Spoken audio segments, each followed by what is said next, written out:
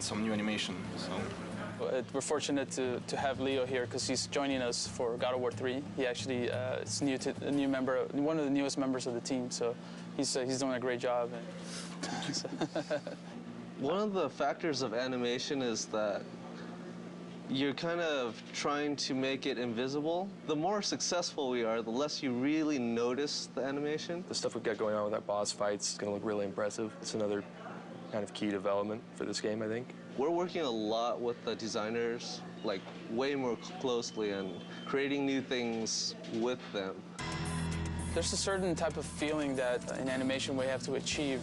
And the most important part, of course, is Kratos and how he moves. Kratos is very direct. We don't try to make him too fancy. If you notice, a lot of times when he's having conversations, he's just kind of standing there waiting for the moment where he needs to say something. Everything that Kratos does happens for a reason. I don't know if many people even notice these things, but Kratos never moves backwards. He's an aggressive character. He moves with a purpose at all times.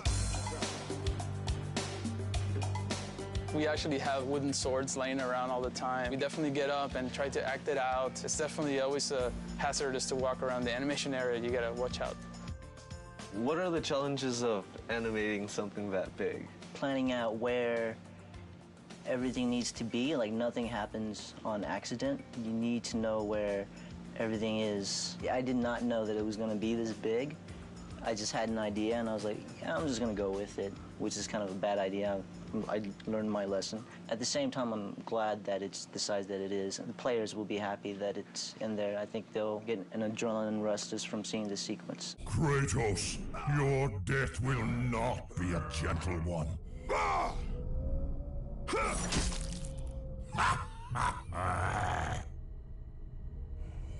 Ah! My eyes!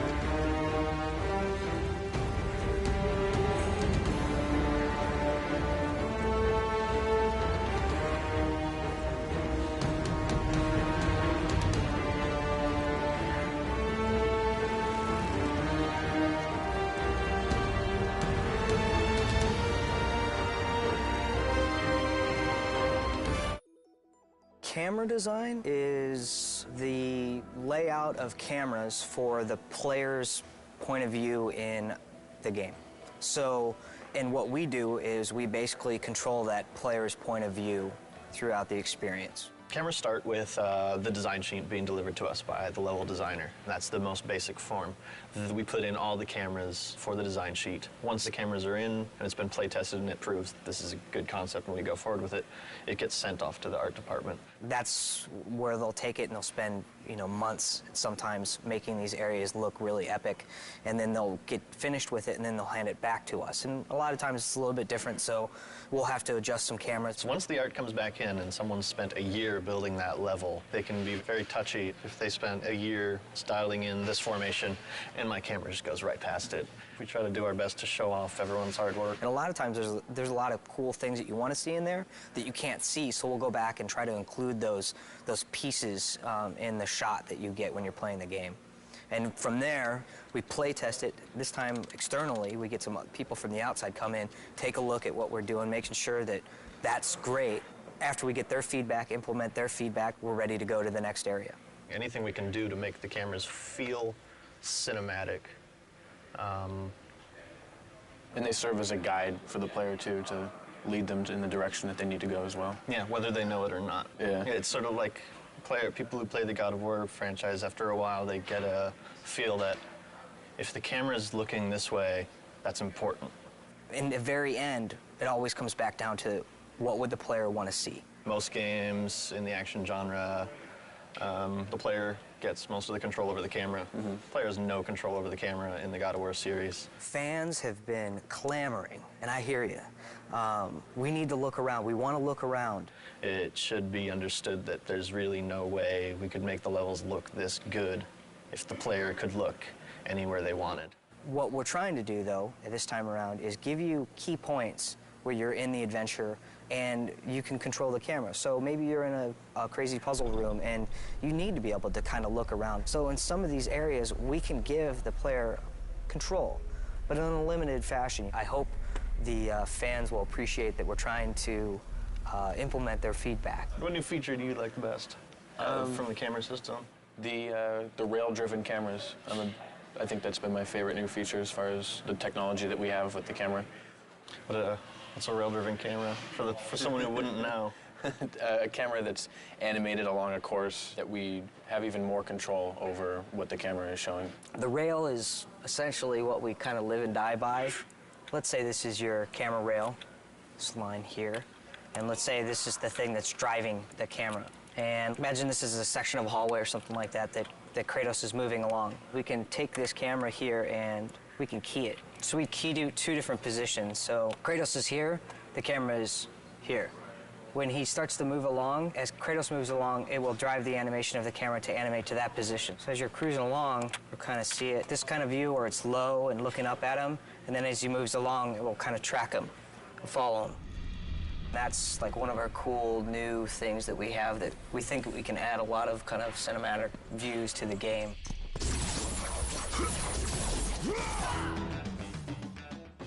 This is a perfect example of combat cameras right here. Here we're in a room, there's nobody to fight yet. And you can see we're taking a lower angle here. And as we come here, we'll trigger the spawning of a bunch of guys, and you can see the camera is going to lift up so we can show more of the action. And the framing, we're going to fit Kratos more towards the middle so you can see what's happening in front of him and see what's happening behind him. Try to give you the best view as possible for all the different combat actions that you're going to be taking. So this is an untextured view of the Olympus base. This is what the artist put together first before he assigned any lighting or textures to it. Well, you can see these green boxes. These are the camera zones. They determine when Kratos is within one of those boxes, and once he is, the specific camera tied to that box gets activated. This is what a level would look like after we've added our cameras. You've got it panning around, following Kratos. If you were to take that off, it would basically look something like this. Very basic, not much excitement. You can't really tell where the player's supposed to be going. Adding the cameras is part of what definitely helps the level design flow. Here's a good example of some lead space. We're trying to tell the player this is where you want to go. Jump to this block over here. Once he's done the proper move, we zoom in, get him prepped for this nice shot of him making the leap. And then we transfer to another camera that shows him where you want to jump next, which is from here all the way down to there. So, and then he makes that jump. This would be an example of one of the vista shots we try to do in the game, which is you've got some really amazing piece of scenery in the background that the artists spent a lot of time building. So we want to get that into frame.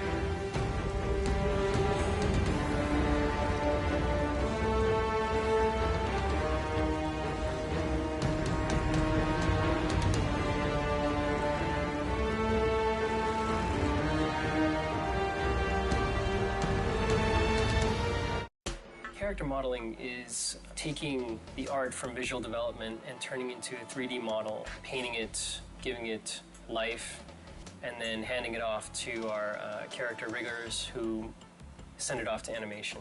So we actually create the object itself. It's in general just become, I guess you'd say, more sophisticated, but it's more of a traditional media now. It's kind of, if you know how to sculpt traditionally, then you're going to transfer right in. Traditional skills are playing a more important role, which is great.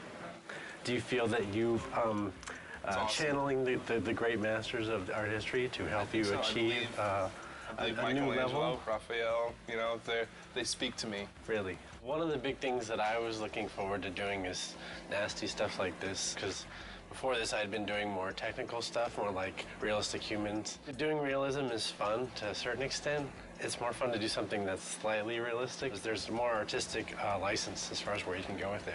With realism, there is no artistic license. Creature design is kind of the most exciting thing. Like Peter was saying, artistic freedom, and just you can do kind of whatever you want and you push things. I mean, that's what the great masters did, so it's just exciting to work on that kind of thing.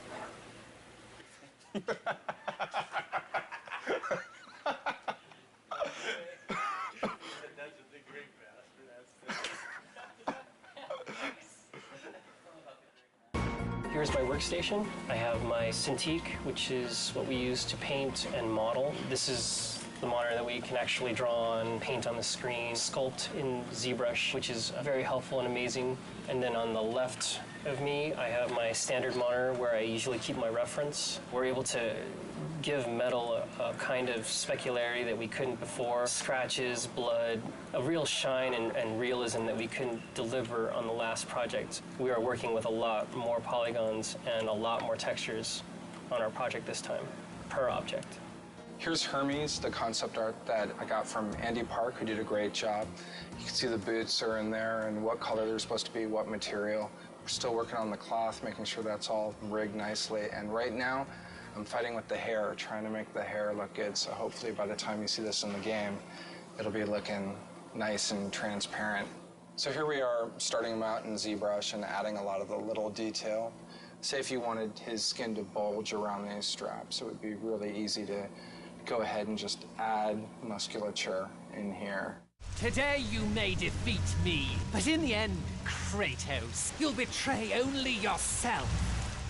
This is the Centaur in our game. Andy Park did the concept. They always do like a colored version first like this to kind of nail the feel of the character and like what he's all about. And then they'll give us these turnarounds like this one.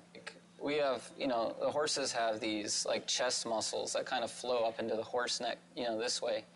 And we have abdomen muscles and these obliques that kind of flow in. And where our hips sit, you know, is kind of where their shoulder blades sit. So typically most people draw centaurs. You know, this isn't, I'm not the first one to make one of these things, so, you know, this has been thought about before. But typically, you know, our hips, like where the hips would sit on a human, they put where the shoulder blades would be. It feels kind of like it would work, you know.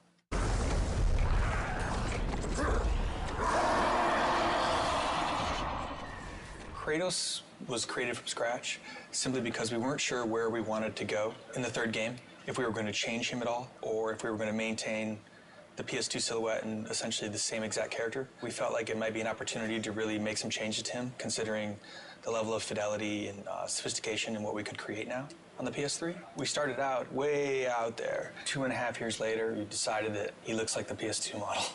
So we're back to where we started, but it's really coming together, and it's right for the game. Kratos is a very heroic, very stylized silhouette, a very thin waist, very broad shoulders. He has kind of a swimmer's build on steroids.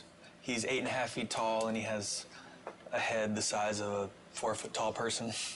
His waist is probably thinner than all of our wives. He's a trippy-looking guy, but he reads really well in the game. Basically what I'm working on now is we've got an upper body and a mesh that the art director, as well as the director, really like. So now it's a matter of creating a blend map, which is new technology for Sony Santa Monica, in that we can do expressions. Basically, I'm just creating the rage, sculpting him looking angry, and we'll be able to blend this new facial expression into the current model. So we can go from here to here. The satisfaction comes in seeing him in the game saying, wow, that's him. Only look, you can see his veins and you can see him breathing. And it looks better than the cinematics. That's kind of that's the satisfaction. Son has returned. I bring the destruction of Olympus! Cadence Crow, in the opening cinematic, flies down and ends up landing on this hapless victim. And as he's eating the guy, he rips the eyeball out of the socket. So it's especially like juicy and nasty. Later today, I'll be working on the vein that the eyeball's attached to. So maybe the crow can like wrestle the eye out and really get some good squirming going on in the audience, sort of thing. The way it works is that you lay down your base color. For example, with this guy, you get like a good skin tone going. And then from there, you add additional details. Like with this guy, his main details are the cuts that he has and then the dirt that's added. There's some sort of distortion going on here, and that's because it's actually being wrapped in 3D. So you can sort of feel where the chin line is just because of how these are bending.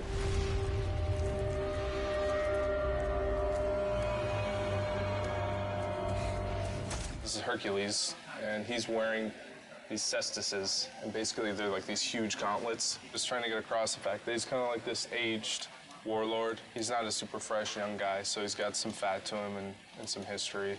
He's basically Kratos' brother, so a lot of the visual elements that he has, I think, parallel what Kratos wears. The really fun stuff was sculpting his flesh and his muscles and whatnot. Like, this is a final concept image, but we take it a step further and put a level of polish on it that isn't there. Because once it's here, this is a beautiful painting, but once it goes in the game, it needs to be perfect at every angle. Every angle you look at it has to be a great piece of work. So it's you have to go in and you take this and you take everything a step further, and you know there can't be any mistakes. Call it my 13th and final labor. Soon I will become the god of war and claim the throne for myself.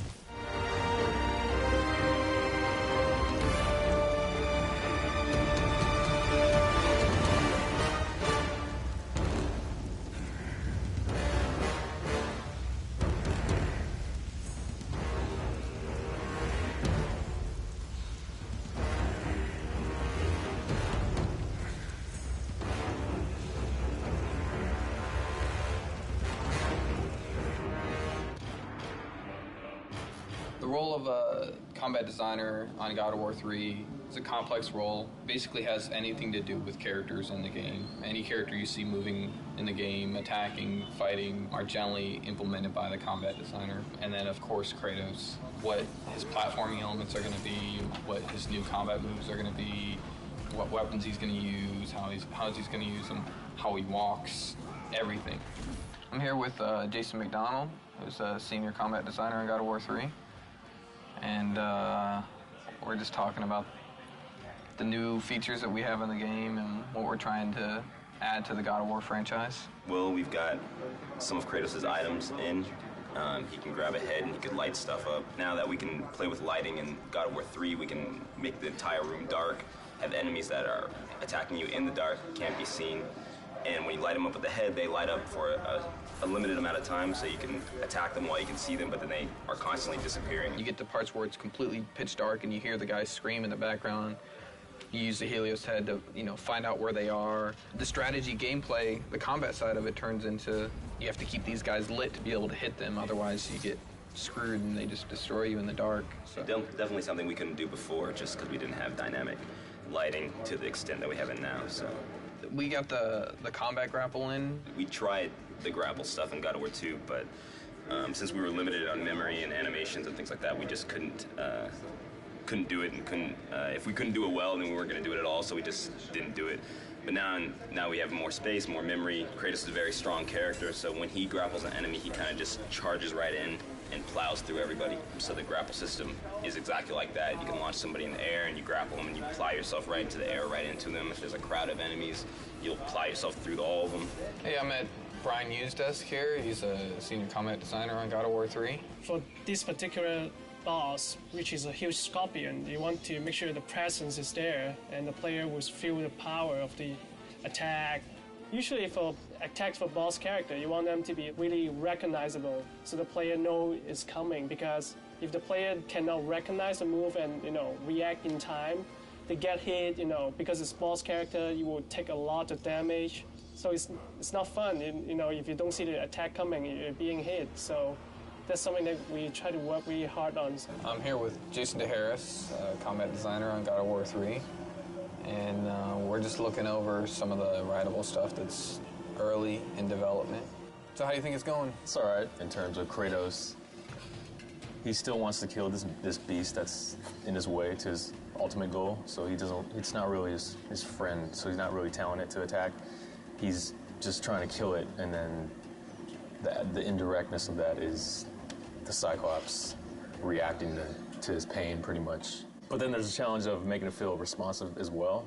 So I guess it's kind of disguising that responsiveness with the pain reaction. So even the pain reaction is really a hit, actually. As you can see, we got a bunch of grunts on screen right now. And when you're fighting all these grunts, like taking them on, doing a special move or, grabbing each one and killing them, that can be kind of slow. This will be an awesome tool for, you see the Cyclops in there, and you're just like, I want to get after the Cyclops so I can jump on his back and do tons of damage and kill these guys quicker. But just like any other feature, we have to prove that it's going to be fun and good. And, if it's not, we got to get rid of it, because everything has to be fun.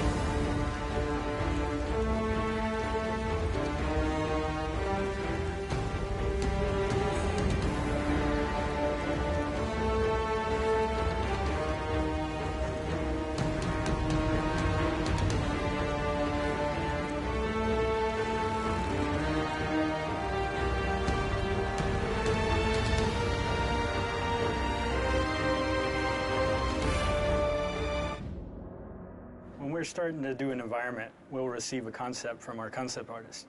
And they do this elaborate, crazy drawing that looks really cool. And then from that, design already has their design laid out. It's basically like a sheet. You just a bunch of blocks and boxes that gameplay's already in there, it already works. From there, we go over it and we start building our level with it. You know, we layer on geometry, the hills, mountains, whatever's gonna be in there, and incorporate all that into the sheet so it all plays together nice and make it look pretty. Every corner in the game is pretty much unique. It's handcrafted, and that's the difference. You look at other games, it's an assembly line, it's mass produced. They'll build a crate, and then you'll see that exact crate hundreds of times throughout the game. You don't get that in God of War. Good people here. Everybody's really talented, super talented, but nobody has an ego or anything like that, so it's great. Well. What's gratifying for me is coming in every day and actually liking the job that I'm doing. You know, I bore my girlfriend with, you know, how I'm gonna, you know, make this sweet piece of metal like even sweeter. I enjoy talking about it. She hates it. Biggest challenge is getting it done on time. You lose sense of what starts to look into you, and you actually need other people's eyes to tell that. And I think working with a team of guys that are always open to giving you advice and telling you, hey, this looks great, or hey, maybe this could be worked on a little bit, really makes the art come out to look a lot better. I'm going to show you an example of how we do collision. So here's the basic level that we're working on right now, and then we have the stuff we call sheet, which is the real basic collision stuff that Kratos walks and runs on. So this is actually built by a designer. This gives us the basic places where he needs to run and defines kind of the gameplay spaces. And then we build our art over that. So what we then have to do at a later point in development is go in and make sure there's a cylinder around here and there's a cylinder around here, and that we make sure that we put in little divots into this collision so that he doesn't get stuck on things or walk through things. And then here, you can see where he is walking, there is collision. But if you look carefully right now, because the sheet isn't actually finished, his feet move through little places in the ground and things like that. And because like there's wall, we have collision right there, he can't go through this wall. But we don't actually have any collision on this pillar, so he's gonna go weep and walk right through. So eventually that's what we'll have to do, is make sure that all that stuff is in there and that he can't walk through these pillars. And that's what collision is. This is concept by Cecil Kim, and it's the exterior of the top of Mount Olympus with the Zeus statue there. And that's where you're going to be fighting Zeus. And this is another piece that I asked Cecil to do for me, and it's a top-down of the ground. That's when concept art really comes in handy, because we have to do so much ground that Kratos is transitioning over that it's really nice to get some fresh ideas. And I'll take his drawing here and then start fleshing it out and coming up with crazy marble and gold. And he had this cool feather idea. You get dirt and stuff picking in between the feathers, adding, I guess, an extra layer of filth to the world. You build it clean first, and then I'm going to go in here and destroy it and make it look like a fresh battle has happened in it.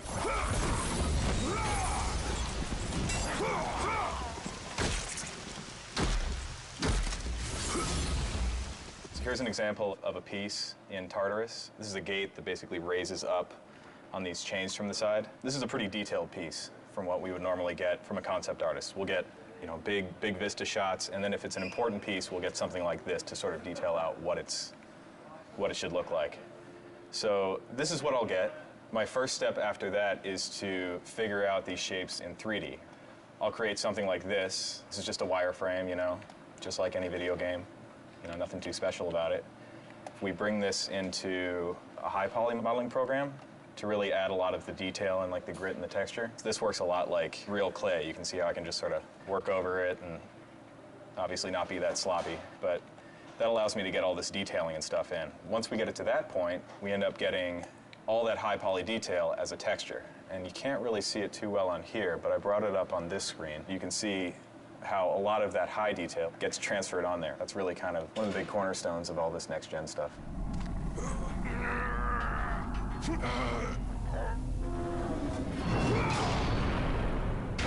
This is one of the Hades levels. You can see right here, it consists of a large room and then a series of halls with little torch things in there. This is pre-lit, this is just the polygons. In this game, we are pushing a lot of polygons. The environments are At least this one is probably twice the size of a God of War 2 level in terms of polygons and probably 4 times larger in textures. If you look at the screen here, this is the level after it's been initially lit. You see we have a nice bloom going on now, which we just got. So you can see the softness that you have along all the lights. Before, lighting used to be really harsh. The bloom just gives it kind of this real-world foggy effect. Just gives the scene a nice softness to it. Gives it kind of a cinema quality. Eventually, his lighting will match the environments, and it'll look really nice. What I've been working on lately is building the environment for a movie trailer. So it's been a little different than building a regular environment. I've imported the camera and I scrub through what the camera's going to see, and I just make sure my environment fills in all the gaps. This is the base layer of what will ultimately be a pretty dense forest. This is constantly what I do. I'll just scrub through the animation, see where the camera goes, make sure I have enough detail in certain areas. If I don't have enough detail, or if you see obvious seams, I'll either cover those up or I'll consider how fast the camera's actually flying through this, and will it all be blurred out anyway, and I won't worry about it. This scene is a little more detailed than a regular environment would be, just because it is a rendered movie. So that's the end of this camera, and then it continues on.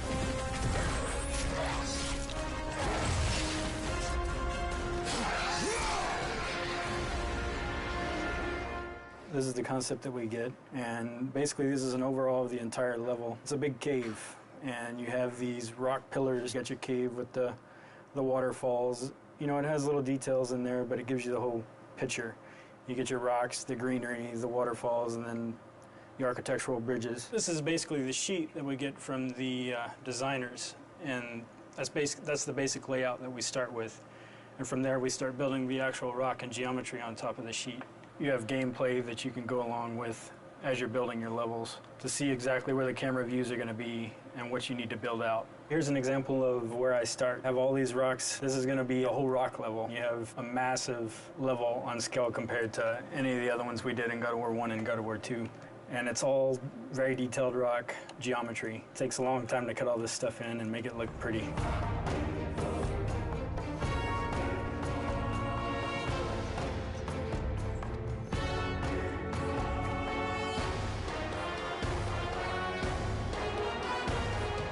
Here we have the original concept art that was for the grate that I designed and modeled in 3D. So here in ZBrush, obviously, I added some rope detail. Whether it was a rope or not in the concept, it looked as close. I tried to get as close as possible, so I just assumed it would be a rope.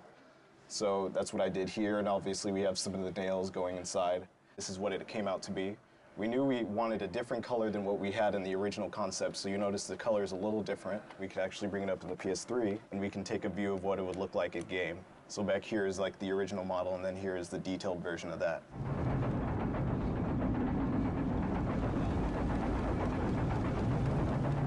This is one of the pieces of concept art for the Olympus hub at the top of Mount Olympus. I'm in the process of arting it. You can see a lot of stuff is still just the gray block-in pieces, but starting to get some of the detail. Pretty much the way they have our tools set up, anything I build here, I can within reason quickly send it over to the development kit. I can send the entire level over so I can run around and play and interact with the environment. I can also take chunks of the environment, send them over just so I can kind of view a specific section that I'm working on. Still a lot of the gray areas I need to go in and fill in the details. You can see this down here still all needs to be done. This is kind of our art sheet version, which kind of block in the basic shapes and spacing and everything. These things we put in our level, they're scale versions of Kratos that we use just to make sure we're keeping our scale correct when we're building the stuff so details don't get too out of whack.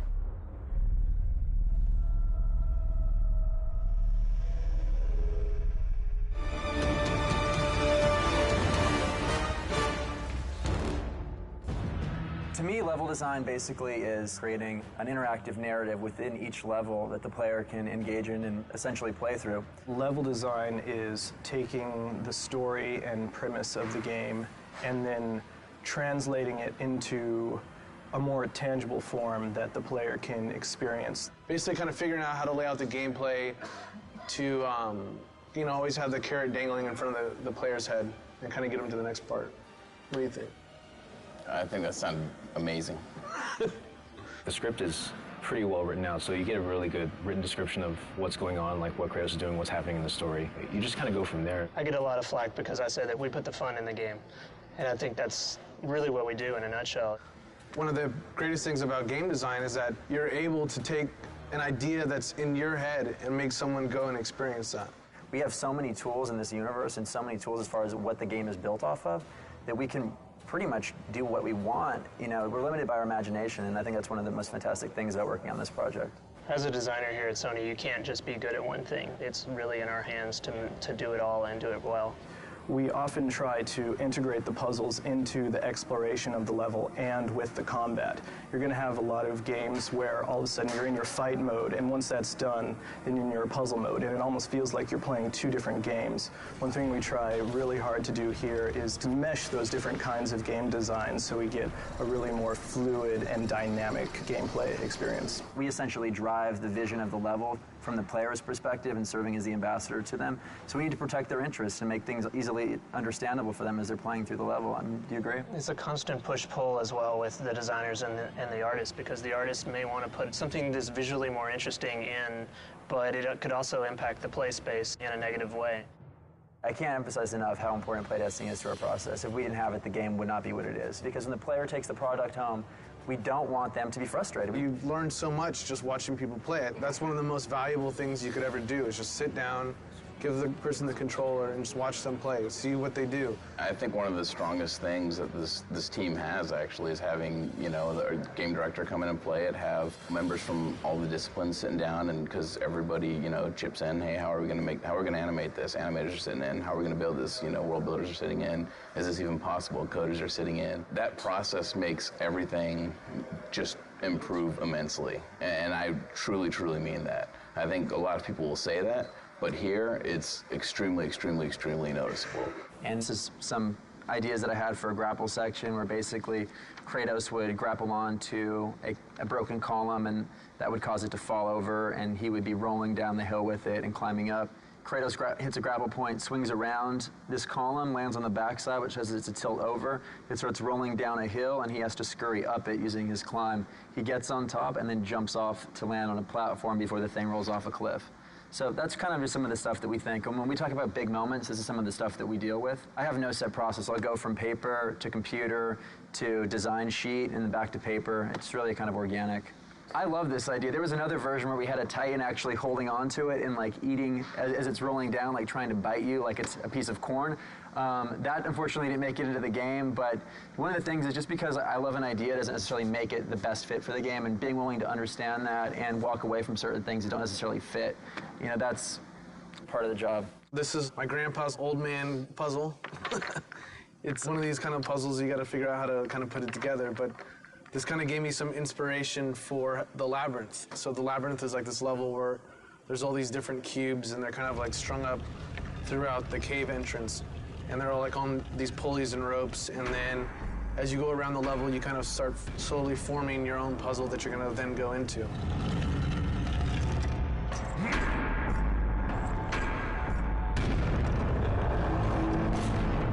We came up with this idea for Gaia coming up to this rotunda where, you know, Zeus and Kratos are kind of having their last epic fight. And the player's thinking, you know, it's, you know, mano a mano, they're just going to be battling, and then Gaia kind of comes into the picture and then ends up actually like physically ripping the whole building up and then like looking at it, and then you guys start fighting inside of it. She comes up and then like rips it off, and then she, you know, comes up and crushes it and takes it apart. At the end, you guys are like fighting inside of her, and you end up killing her, and then she kind of blows up and crumbles all over Mount Olympus. For me, it's always like so amazing to be able to imagine this whole kind of crazy scenario, this whole world in your head, and then you're actually able to make it.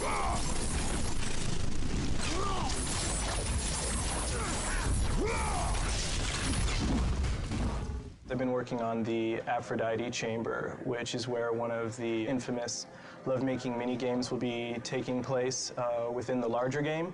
This is the preliminary room that I brought up in Maya. Roughly what's going to be happening is Kratos is going to be going through a hallway here where he's going to come to this room. There's going to be a bed in the corner with curtains drawn, and as soon as he casts them open, he's going to see Aphrodite with two of her very lovely servant girls who quickly run away. She's going to go into the bed for a little hanky-panky.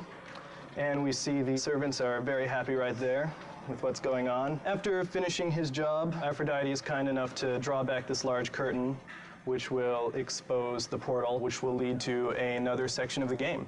So that's generally an idea of how we mock up an event relatively quickly so that we can assess how the gameplay will be, and then we can forward that off to art so that they can make it pretty. And this is some of the things that concept art has done. This is the bed right here that you saw. It looks a little more fancy than the blocks that I've been using. Once that's done, I will implement them into the game and everything will mesh together perfectly.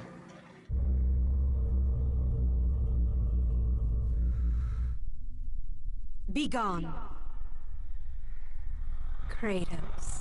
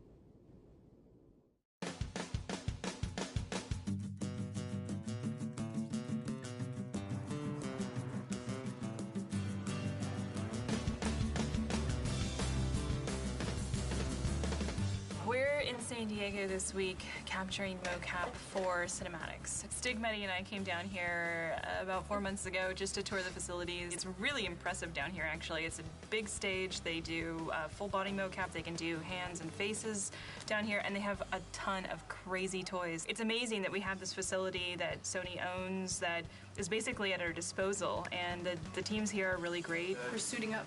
Getting her suited up for the day, yeah. Velcro custom suit we get made specifically for motion capture. We have some colored panels on there just to accentuate the actors when they're out there, just to make sure that we can see exactly what's going on instead of having an all-black suit with the all-black floor. And this is the Gumby suit. Ready to mocap. Mocap is basically markers in space that are seen by cameras. They're calibrated to be able to be triangulated into a certain point in space. It really serves as kind of a basis for us to layer animation on top of. Got a little coffee. My shades on. This is how we do LA mocap. Body twist, ankle and knee. This is called the ROM, or the range of motion, where we show all of our flexibility and bendability of our body so that the computer can track our markers. Gaia and Titans are going to be climbing up Mount Olympus, so this is our Mount Olympus right there. Don't try this at home, kids. As much as I've directed before was with my little sister and my little brother when we were kids, and our parents had the video camera. But it's fun. I think if you know what to do and you can communicate with people honestly and you know what you want, they love it. And people are having fun if you are. Ariel, we're going to do the following now? We're not necessarily as concerned with perfection in really subtle movements because we know that that subtle animation is going to be done by the animators in-house. As long as we can see the character there, then we're getting what we want. This is the real-time feed of the actual character of the motion capture being done. So you're actually seeing like a stick figure, but it's actually a skeletal figure of Richard, the actor, being out there. We don't see your feet in that shot, so it doesn't really matter where they are. And break your symmetry if you can, so both arms aren't exactly the same. Rolling.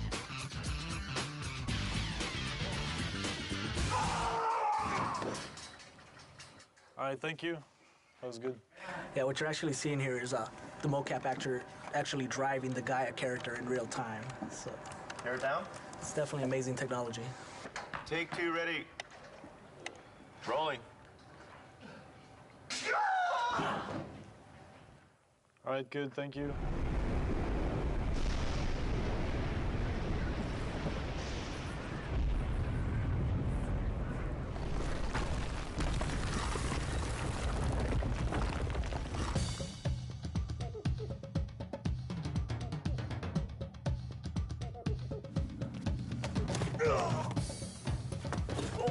Eddie is doing well. He's been a great director. Definitely knows the shot he wants, and he gets it. We sit at a desk all day, and I also like to move around. I think as a director, you should be able, to a certain degree, to do what your actors are doing. So you know what you're asking of them. You can show them if you have to, and I don't know, you get closer to their performance. Don't ever put that in the making of video. This is actually a first for me to do motion capture on a bed with pillows. We are working on the sex minigame. The sex minigame with Aphrodite. So we'll have two of the girls today just doing both the parts of the servant girls and Aphrodite, which we have blocked out. So should be an interesting afternoon. If we have time tomorrow afternoon, maybe we'll put Mehdi in a suit because there are some things I'm sure. If I'm gonna do that, I'd rather do it now to do the sex minigame with Ava and Michelle. Well, I'm not directing it if you get in a suit. That's all I I'll gotta direct say. from the bed. Yeah. I'll be Aphrodite. I'll be like, you touch me here. You put your leg there. Yes. Let's do take 55. Ava? All right, let's do take 1. Kratos, it's been far too long. Even though you are no longer the god of war, you can still share my bed. Come, Kratos. Let us forget all about Zeus for a while. You know I cannot. Ah, is that what has you all worked up? You are trying to figure out that bridge contraption out there. Please do not deny me this one last pleasure. That was great. Cut. Ah, is that what has you all worked up? You are trying to figure out that bridge contraption out there. You men and your toys. Exactly. That's good. I think for casting for this, Mehdi found people who were good with their body in terms of motion. We picked actors that had to be comfortable with a little bit of stunt work and a little bit of naughty work.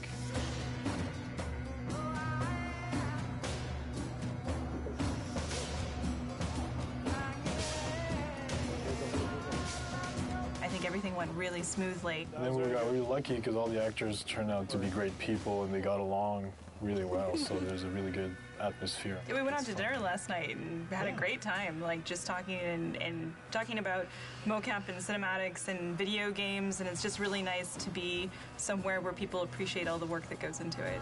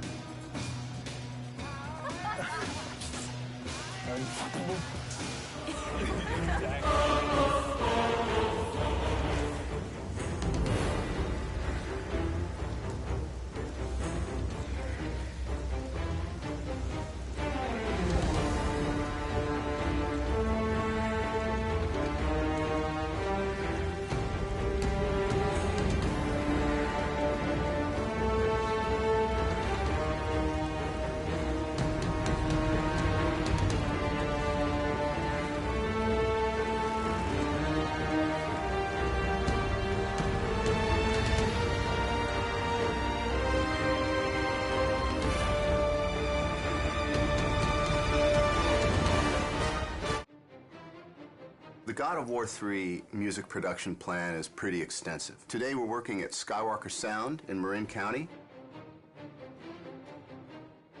We're working with the San Francisco-based musicians from the San Francisco Symphony, the San Francisco Opera, who are phenomenal. We're really fortunate to be working with legendary engineer Leslie Ann Jones. Tim Davies has orchestrated everything, and he's conducting from the podium. That's pretty sweet. He really knows the music, and he really puts his all into interpreting what the composers are after. Really pointed, and give me that nice pop on the end of each group. Here it is.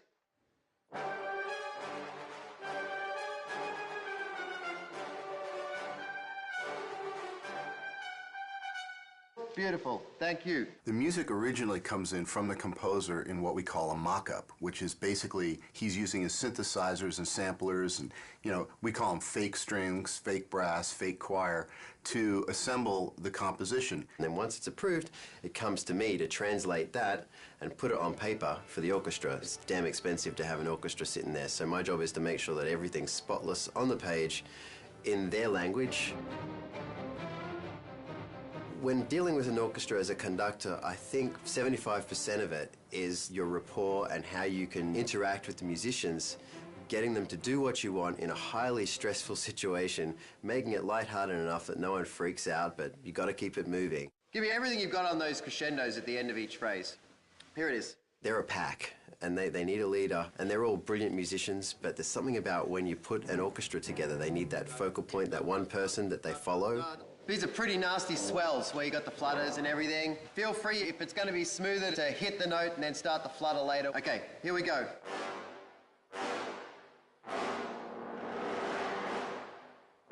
They can smell when you walk into the room if you can do it and if they're going to go with you. I've been lucky that, they like me, and I've been here a lot to the ranch to conduct.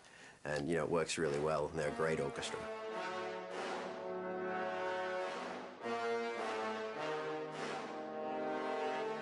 Originally on God of War 1, we had several composers, many of whom have remained with us through the God of War series. And the reason for this is not because one composer wouldn't necessarily be able to compose the whole score. It's because the variety that their different styles bring to the table is actually a tremendous advantage. Why are there 5 composers on this collection? Well, that's a question for somebody else who did the hiring, because I'm sure that any one of us would be quite happy to bump the other ones off and do it all by ourselves. And a different alternate to that answer is the reason being is because each one of us actually have a very strong voice in how we write and approach music.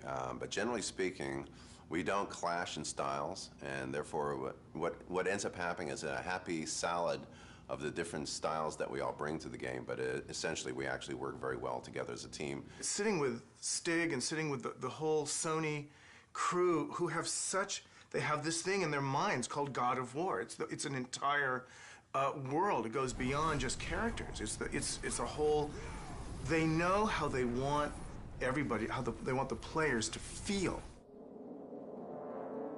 I think what ties my music and your music and everybody else's music in is the fact that the great people at Sony, from Stig and down, is they know when it's wrong and they know when it's right. And even though we haven't heard each other's music, it ties together amazingly just because it's run through this filter, and the filter is God of War. Right.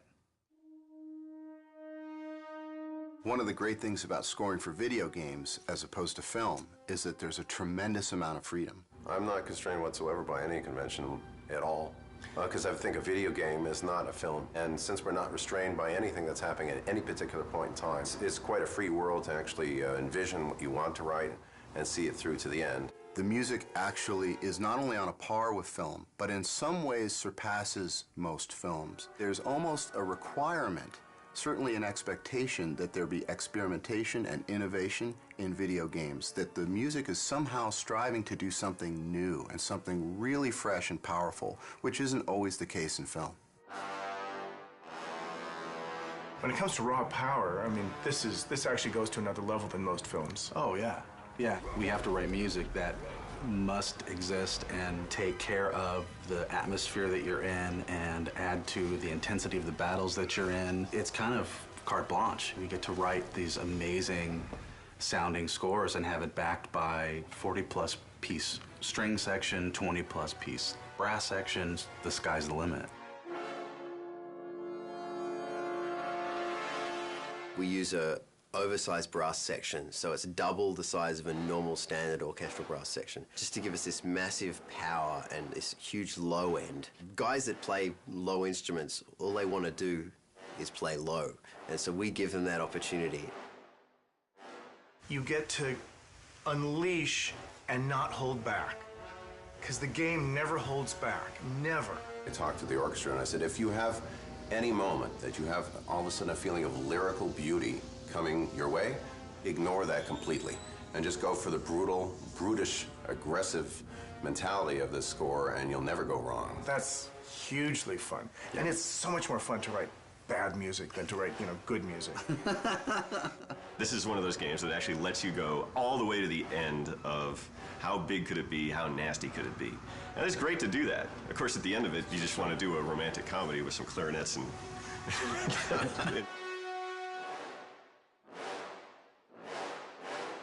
That was really good. At least as composers, we're being hired to do what we do, which is write melodic material, aggressive, edgy material that people remember. Think about when we went to go see your favorite movie as a kid, and you walk out humming the theme, and you want to buy the soundtrack because it's such a great part of the experience, and that's what we're trying to do. Is to get people to buy the soundtrack to God of War 3. Yeah, I forgot. Good point. We did just go down to the studio, and we saw where the game's at, and the game, as you probably have just played through to unlock this video, is amazing.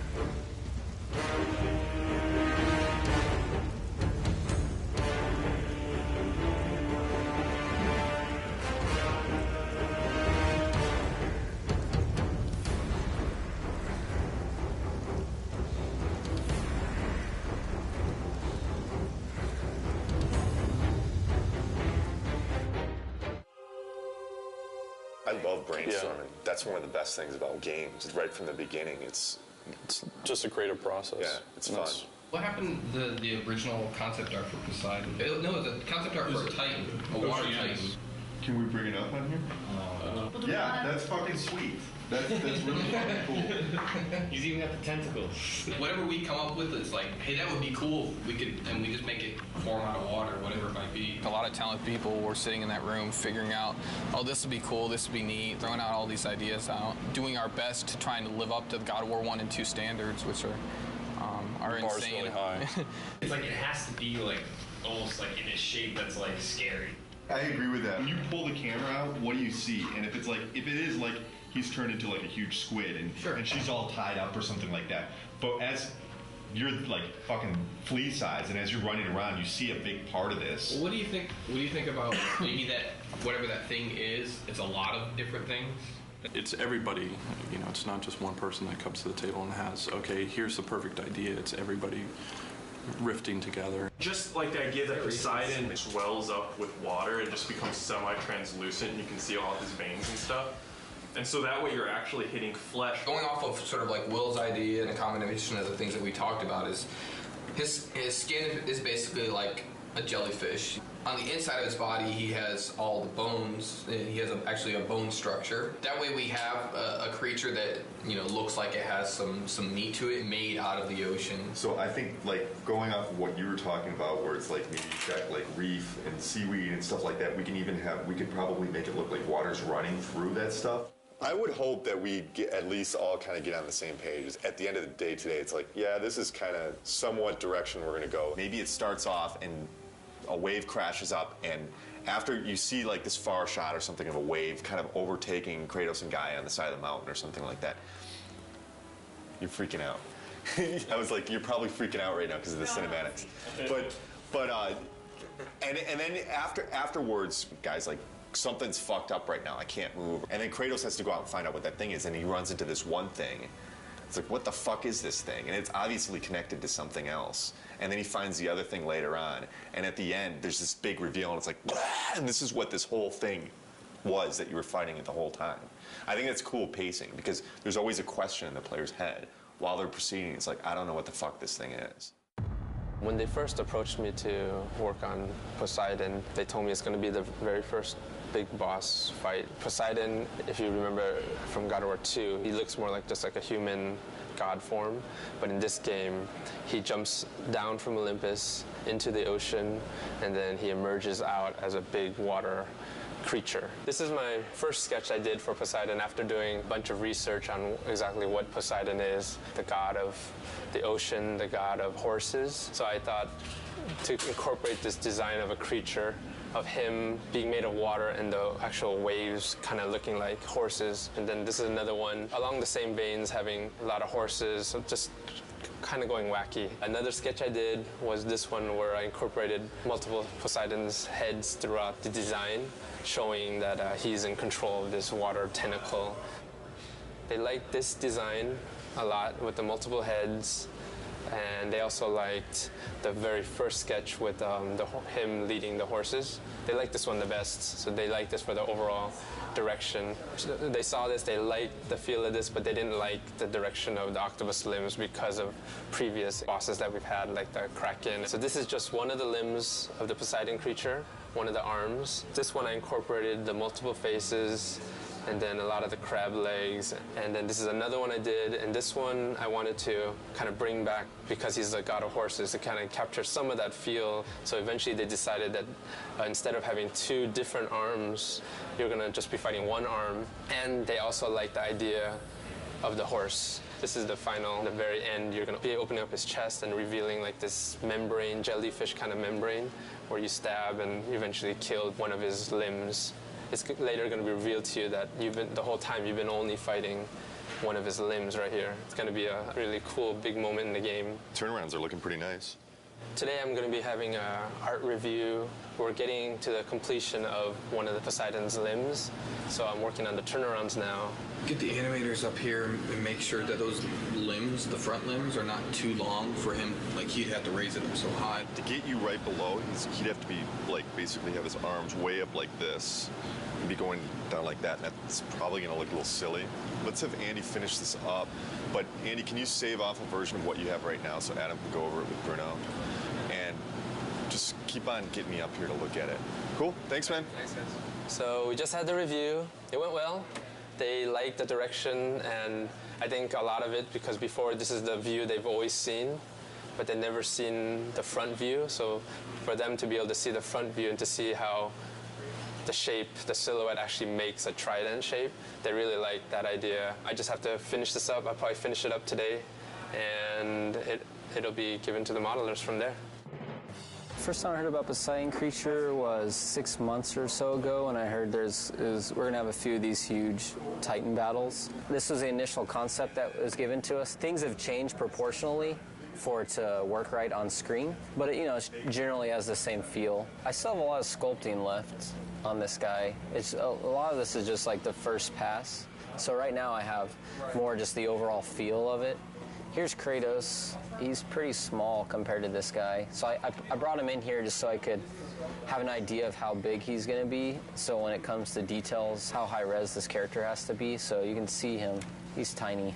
I just want you guys to go over and check it out before I start making all the rocks for his face, So yeah, I think it's good.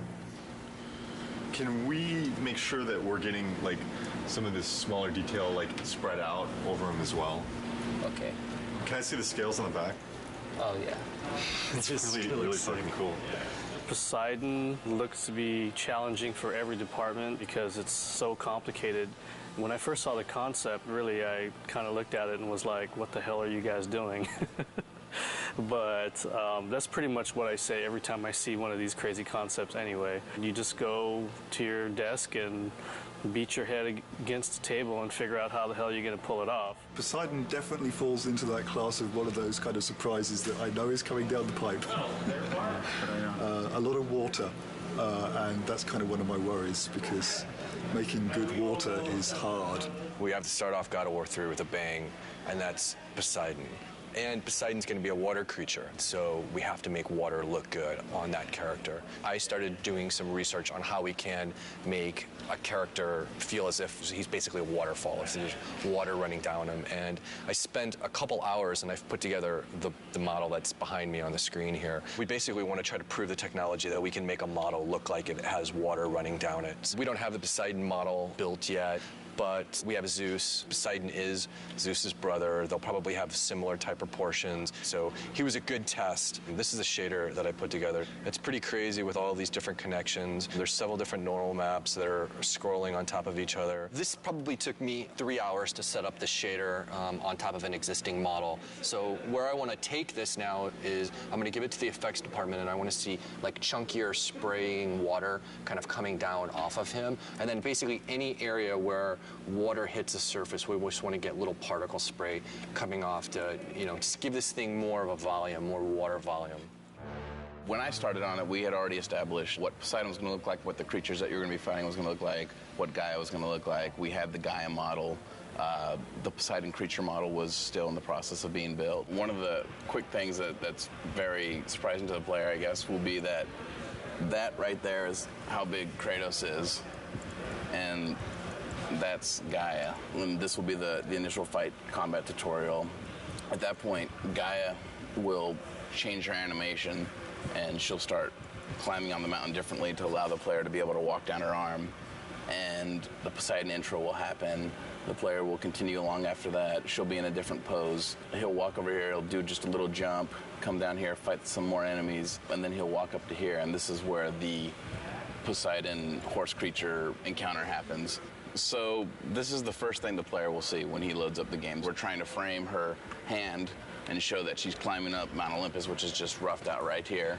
And then we also want to find a way of getting her head in the shot and having her head bob around and sway. After the player works his way down Gaia, this will be the first big encounter that he experiences. The Poseidon creature will burst out, knock Gaia's hand back. He'll have to fight it. We're concerned with the player experiencing this new creature that he has no clue as to what it is.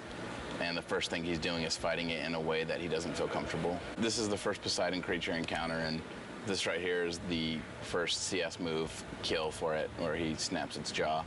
And at this point, the creature pulls away through Gaia's arm. Kratos attaches to him, and then as the creature's falling, he jumps off. He'll transition onto Mount Olympus. The Poseidon encounter is very much like you're riding the Colossus from God of War 2, and you're fighting the Hydras on top of the Colossus. It's kind of incorporating all of those elements that worked really well in the previous God of Wars, but also raising the bar because it's even more epic than could ever withstand before. This is what I was delivered, the thing you encounter within 5 minutes of starting the game. This is essentially a rough version of the model. It's a pretty good start. It's got all the features like this stretchy tail, which is pretty cool. Even has stretchy neck, which lets me do some crazy stuff with it. Since this creature is supposed to be made essentially out of water, he needs to be fluid and flexible. Then he's got this trident section back here. He uses that to maybe discharge lightning at the player or, do something very Poseidon-esque. This is the scene with Gaia and the tentacle creature and Kratos. And you may ask, where is Kratos? Well, he's in here somewhere. He's this little tiny dude right here. There's Kratos. I see him. So you can imagine trying to get the camera in here in the right place is kind of a challenging task. Plus, the floor is Gaia, and Gaia's moving around, so adds a lot of complexity just to the elements of trying to get everybody lined up. You encounter this beast multiple times, so you fight him first and you wound him and he retracts away and escapes, and then you come back and then he's on another point in Gaia. And then finally you realize that wasn't even the monster, that was just a small piece of the monster. And you get up to Gaia's head, and that's where you encounter the full force of Poseidon. This is the actual Poseidon creature. This is Gaia's head here you're standing on. This thing has 10 arms and legs, kind of, and then it's got 3 prongs on its back. It's also got well over 20 controls just in its spine. There's a lot of stuff going on. He's busy, But that was my first initial impression, was there's a lot going on with Poseidon. The more I think about him, the more epic and grand. Why not? I mean, that's kind of like a God of War boss will be, especially when you're dealing with pieces of him as you go through, and then when you come to the very end, being able to see the full glory of him and just realizing, wow, that's just a little piece of him here, and that's just a little piece of him here, and getting to the end and going, wow, he's huge. And that should be pretty epic, being little Kratos on Gaia, a Titan, versus Poseidon, a god, and they're both huge, and you're just this little guy in the middle of it that's really going to change or determine who's going to win that outcome. Michael and I have been working on the Poseidon boss battle for a couple months now, and we've been working through the progression for the whole fight, working with Justin as well on the level design side. We're trying to get the whole layout so we have a bare bones skeleton of how things progress. It goes back and forth to have an interesting pace to the beginning of the game.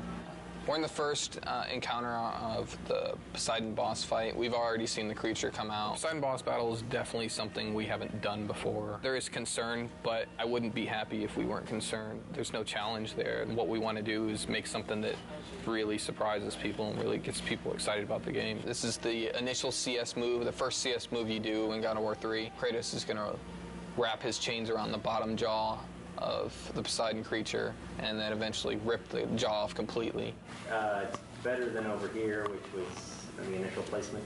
Boob Valley. When you're down here, it's kind of distracting. Initially, we had Encounter 2. The creature was coming directly out of the center of Gaia, and you see two gigantic mountains and the creature right in the middle of Boob Valley. Everybody giggles when they saw that. So that wasn't what we were going for. Not at this portion of the game. We're not looking for laughs. We have the creature now coming out of Gaia's neck, and Michael came up with the idea of one of the trident pieces on the back of the creature is actually piercing through her jaw and coming out of her mouth. So she really looks like she's in peril and she's getting destroyed by this creature.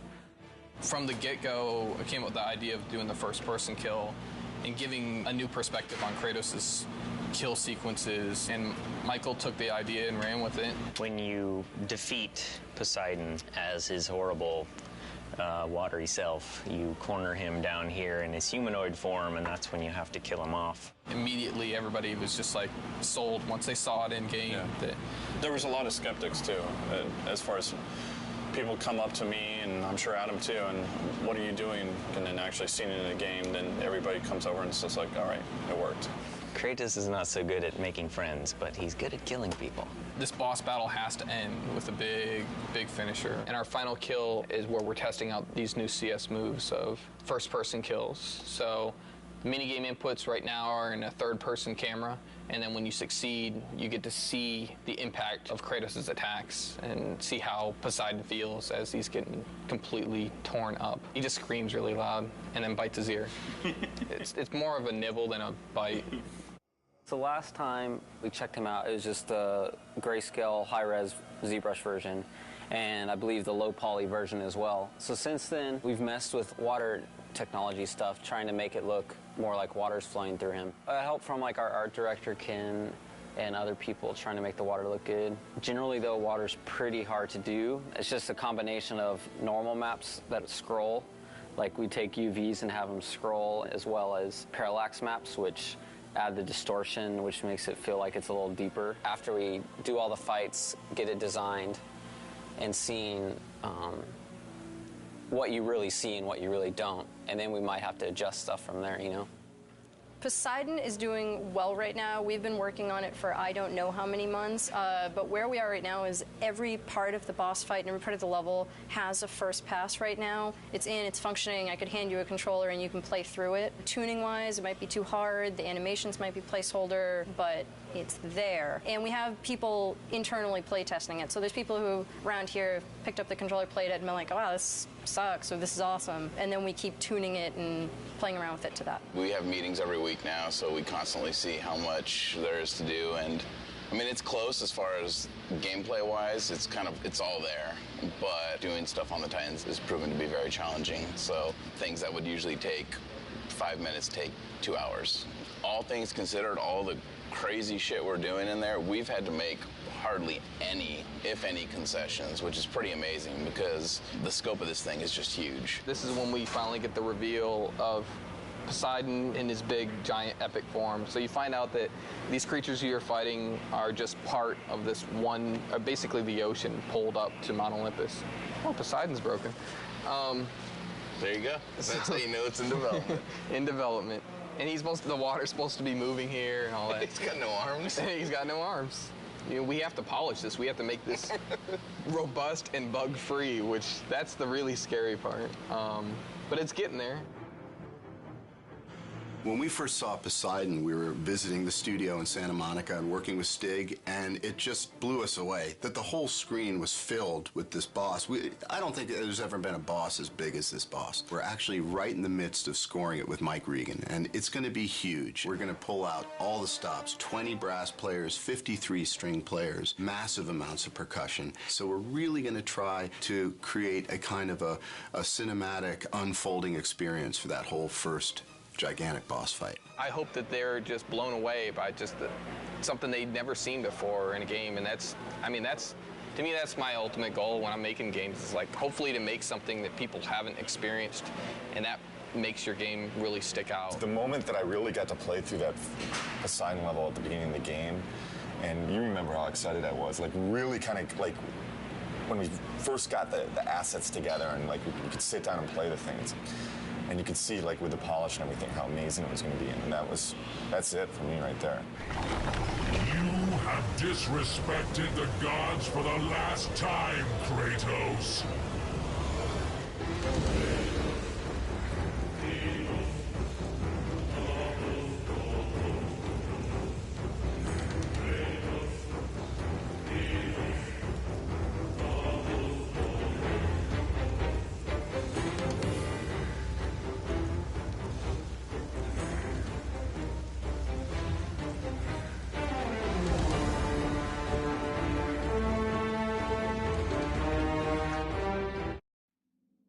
The programmer's role in the game is to help make everything a reality. We make tools that allow the designers and artists to actually make the game. If the designers want to do something or the artists want to do something, if they're smart, they'll consult us and ask, can we do this? And often we'll say no, and then they'll say we want to do it, and then we'll have to do it. You give it to them, they give it to you, say what's wrong, then you give it back to them a little bit different, and then they say no, no, no. Designers are pretty modest in their requirements. Designers are artists. They want the world. The biggest challenge we face for this round of the game is content. The amount of content we need to put into a PS3 game is just order of magnitude bigger than we had to put into a PS2 game. And to drive that content around the studio, we just face, massive challenges.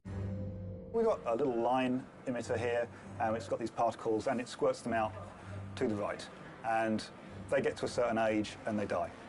And one of the things we can do is we can change colour of the particle over its lifespan. Starting from bottom to top, these particles start off blue, then go green, then turn red. Now, if I was an artist, I'd make them go like orange to black to whatever to express the effect that they want to. For me, I'm a programmer, so the nice, simple programmer graphics, nice, bright, solid, simple colours so that I can see when things go wrong. If I run this within Maya, then it runs the tool code that I wrote, which is this stuff, to display on the dev kit.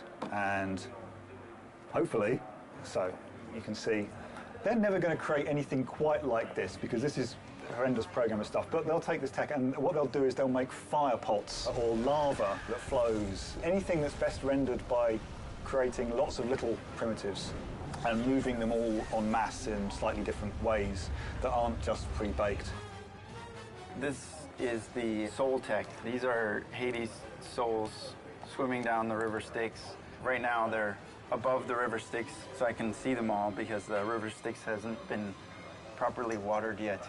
It was my task here to get them to follow the river along a bendy spline path and then ultimately to attack you. But I haven't done that part yet. Right now I'm just at the basic stage of getting them to swim down the river. The way that I did that was allow the Maya splines to be used and imported into the game, and then allow the designers to specify radii at different points of the curve. So at this point of the curve, the souls will be within that radius, and then as they come along the curve, they'll all be within this smaller radius, and then they can spread back out later here. And this is placed within the canyon just by the file structure. This loop here handles every soul. It updates all 30 of them.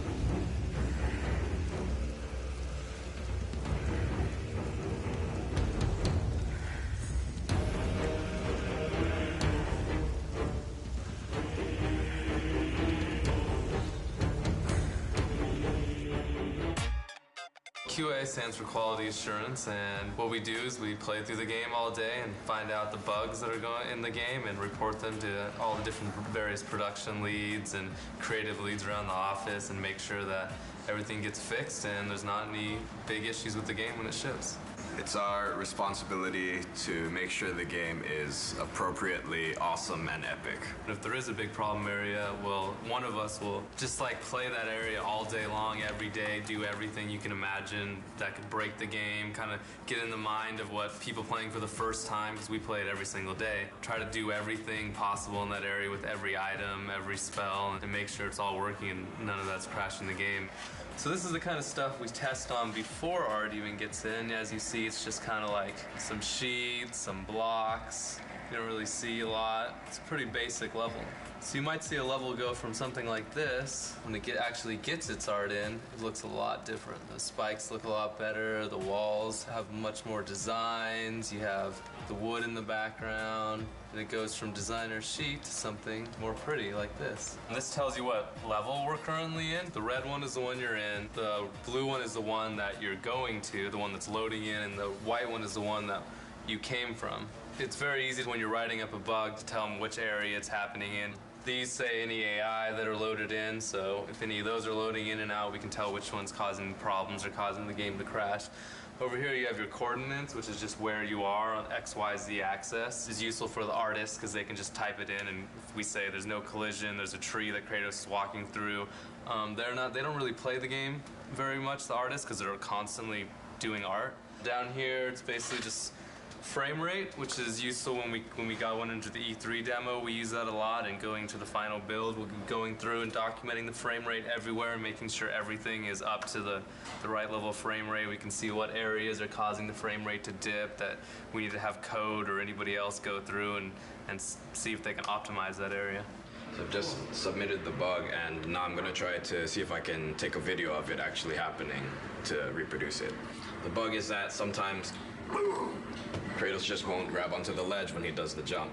And the bugs are assigned to different priorities, and certain ones we refer to as progression stoppers, which means that if a player were to run into this bug playing through the game, they would be unable to continue.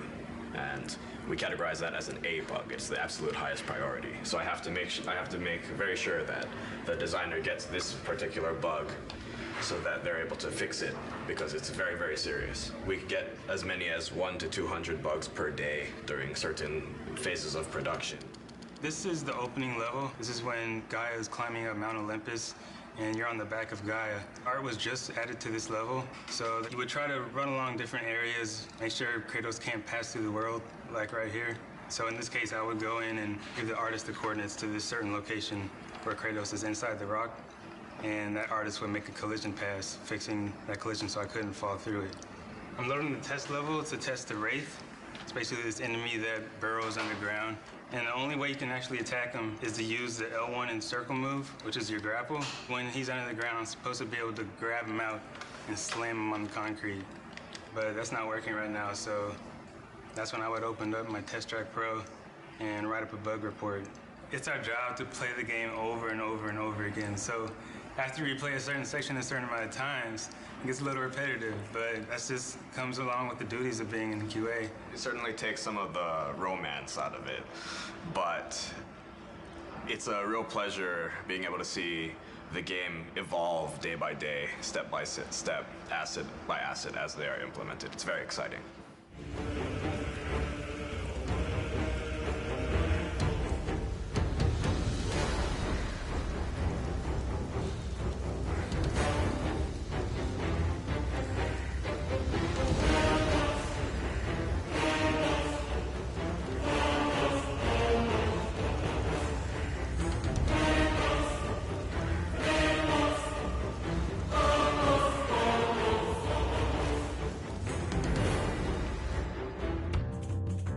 Not quite artists, close, but not quite. You know, some of us have artistic skills, but we're not quite programmers either. Although we do write code, right? Once again, not so much this guy. And Tech Art helps make the stuff, and we help people use the stuff. Because without us, nothing would get done. There's a huge gap between the engineering guys or the coders and just regular artists. So we kind of bridge that gap. Artists don't understand binary. When a programmer comes over and he's like 00101, it just goes one ear in one ear and out the other, right? Yeah, they think it's a phone number or something. We have to invent things ourselves and come across certain lines that nobody has crossed before. We're good at it though, right? Right here. We're pretty good at it. Yeah. We've done so many crazy stuff in the past that there's nothing that surprises us anymore. The artists were having trouble just building things. And their levels, the environment guys just built huge, gigantic levels. Bigger than this guy. Yes. And the levels themselves, they just get really big, and they'd only be working on a small section of it, just a little portion. And I wrote a tool that lets them pick which parts they want to use and export just that as a level. And to get that, they just came to me with a problem. They wanted to exaggerate Kratos and the torture that he does to his enemies. So we came up with a system called the Zipper Tech, where basically the animator would use controls to open up wherever the cut is on the character. The character artists would model out wherever the cut will take place, and we'll put the rig on top of that. So here we have the Centaur rig and the Zipper Tech. The Centaur's guts are going to be opened up. And so basically the animator would go in and create the CS move. You can go in and individually select these controls and open and close his gut. Here we have the guts for the Centaur. They're going to be part of the props. The animator will go in and animate these guts spilling out of the Centaur. And so the guts will be placed in and around here. And to further sell the point, we've got separate controls over here in the middle where you can actually pull out the insides.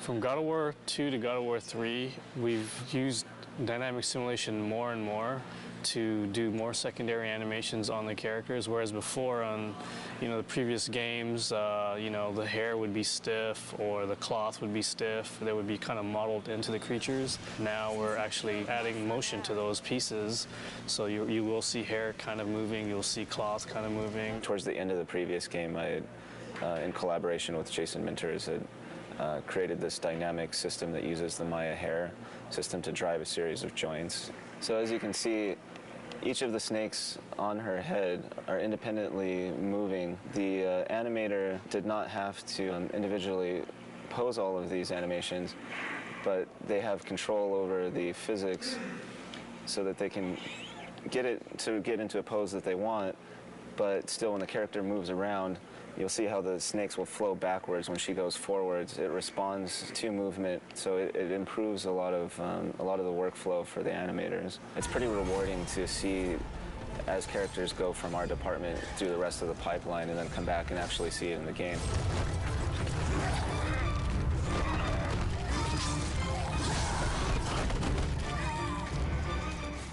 So what I received here is a model of Kratos. What I'm doing is adding the wrinkle in his facial expressions. It's being driven by the actual joints in his skeleton.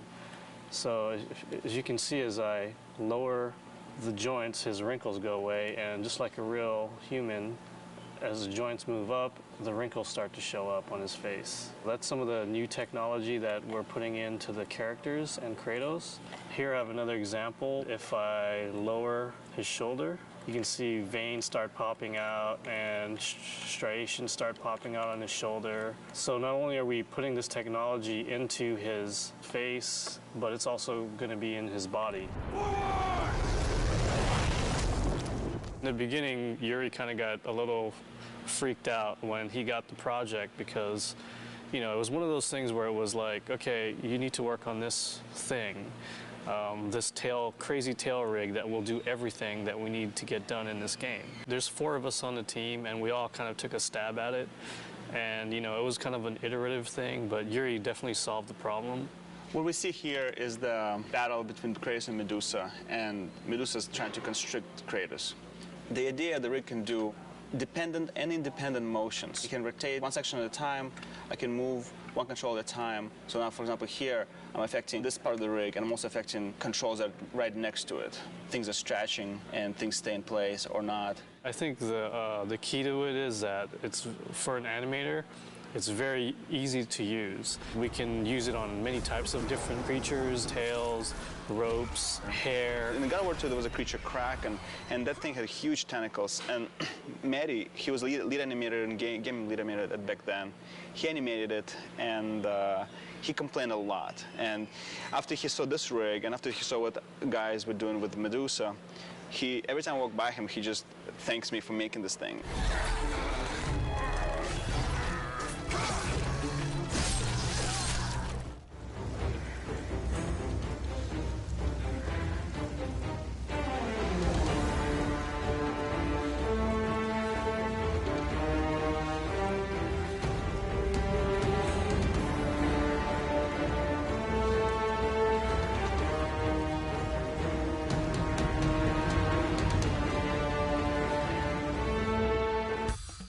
UI is user interface, anything that's not game related, so menus and meters and combo numbers and all that good stuff. The hallmark of a good UI, I would say, is making sure that when the player goes through the menus that they're able to navigate pretty easily and understand where everything is. And when instructions come up, we want to make sure that they're there and they're clear and they're obvious, but they don't kind of interfere with the gameplay.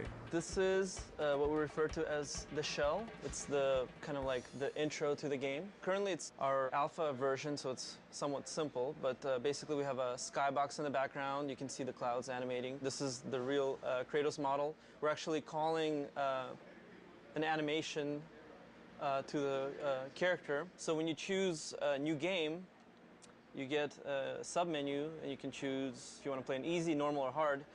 Very hard is locked out in the beginning. So you can see that when I choose a game, you'll see like the camera pan into Kratos' face, and then a video starts up. So all of that has to be hand-coded. So this is the basis of the Pandora's box, the menu system that we have in-game. So it's a full 3D model, and then I get that into the UI and do everything that needs to be done to make it work. So tag it with all the tags it needs, text elements, things like that. So all these kind of proxy quads we have in here all represent a line of text that shows up in the game. We pretty much start off on this demon face side, and we zoom up real close to frame it so that it's kind of more 2D looking. This would be the power-up menu. So you go to this menu and you upgrade your weapons, and you're able to kind of zoom into the models and rotate them around. At least that's what we're hoping. So we won't make it for alpha, but we're gonna shoot for beta. You can swap between menus by hitting R1 and L1, and that rotates the camera around the box to another side, and then we frame another side of the box and put information for like the items menu. So this is the items menu. Top of the box is the status screen, so that's, you know, how many kills you have and all that good stuff. And then we push through into the box to get to the moves list. And then, you know, it goes in kind of like this cycle, so you can cycle through all of these menus in order. So pretty much what you're seeing here is the Pandora's box. And then from here you go, you know, you swap to other screens, and we have all these kind of cool little animations going on. And eventually inside of these screens there'll be much more ancillary animations and things going on. This time around, for God of War 3 anyways, we completely switched our system up.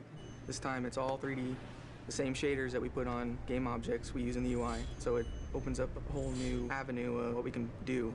It also opens up a whole new set of problems. So most definitely. Some of the problems we ran into creating the shell is using the character animation system that we have developed to animate the parts of the shell, specifically the menus. Surprisingly enough, it doesn't work that well. It works well for characters, but not well for the stuff that we need to do. So we had to add a lot of new tech to the system in order to get it working. Richard's pretty new to the UI. I mean, Richard's been here for a while at the studio, but he's just recently started helping me with the UI stuff, and so having him as a second set of eyes for this whole system has been really helpful. And he's a really technical guy, so has a good rapport with the coders, so he can get more done than I can sometimes. Yeah, it's funny because Corey will go down there and he'll ask them to do something, and they're like, no, and then... No, I'm just kidding.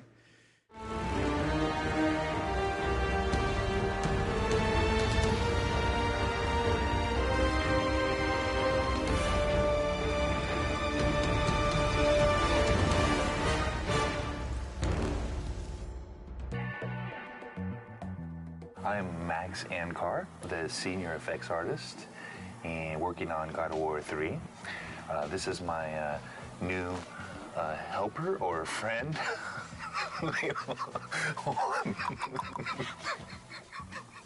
Hold on. Let's restart that. I'm speaking quick. Okay, wait, hold on. Ready?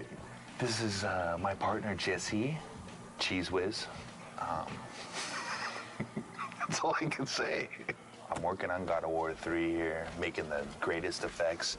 Got a partner now, Jesse. He's awesome. It's gonna be great having some help on God of War 3. And yeah, cool.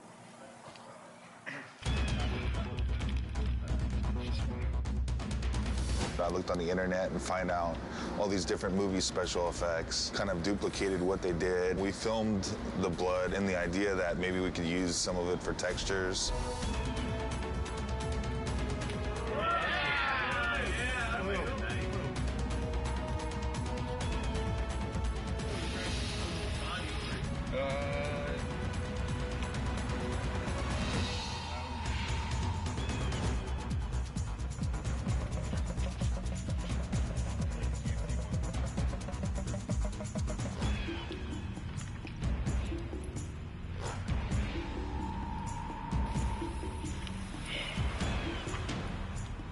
Gonna be like a spray.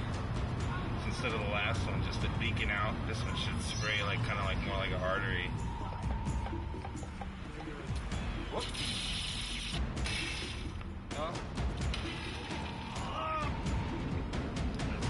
Oh, that's pretty great. Yeah. Well, we found out the simplest one was just like kind of like a water bottle filled up with movie blood, and that kind of gave them almost best squirting effect out of all the blood. I think we got some good blood today. I know my partner here, Jesse, sacrificed a lot to help out. He donated the blood for us, and I'm really glad we had Jesse here to help us out. He's sweet. Yeah, Jesse's really... Sorry. Jesse, watch out, okay? Thank you. We used a couple little parts of it right here. This is the film blood. You got a series of images that you rendered out. You put those on the polygonal cards, and that's what you're throwing out of the particle system, basically, or splatting on the ground. That's kind of what's going around in the game, is the little blood splatters when Kratos gets hit or enemies get hit.